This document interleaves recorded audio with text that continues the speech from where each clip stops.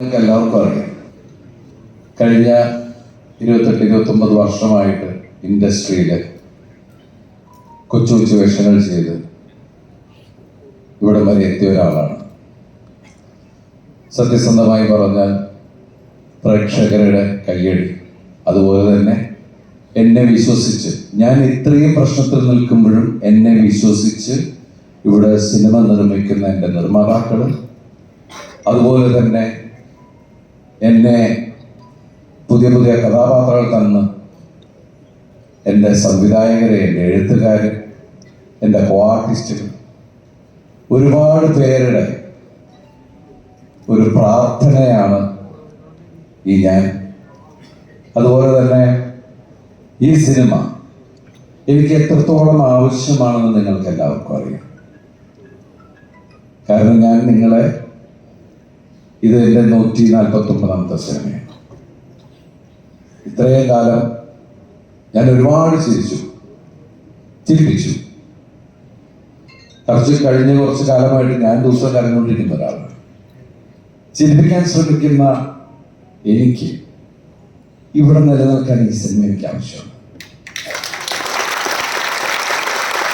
കാരണം എല്ലാവരും പറയുന്നത് ദിലീപ് എന്റർടൈൻമെന്റ് ആണ്. ഞാൻ പല ശ്രമങ്ങളാണ് ആസ് എൻ ആക്ടർ, പല വേഷത്തിന് നമ്മൾ ശ്രമിക്കും. ഇന്ന് ഈ സിനിമ വിനീത് വന്ന് പറഞ്ഞ കഥ, രാജേഷ് രാഘവൻ നന്നായിട്ട് എഴുതിയൊരു കഥ, ഈ സിനിമ പവി കെയർടേക്കർ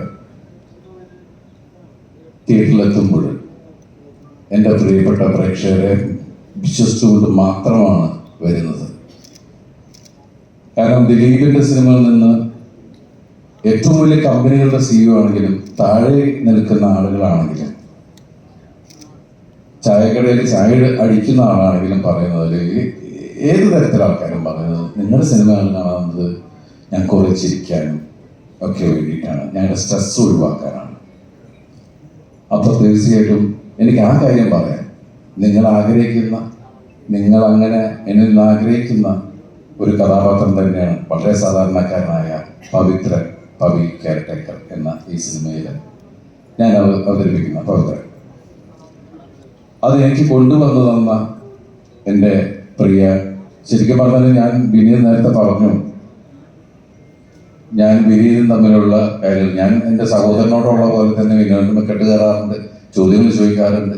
പക്ഷെ എപ്പോഴും വളരെ ചിരിച്ചു നിൽക്കുന്ന മുഖമായിട്ട് തന്നെയാണ് വിനീതിനോട് പെരുമാറിയിട്ടുള്ളത്.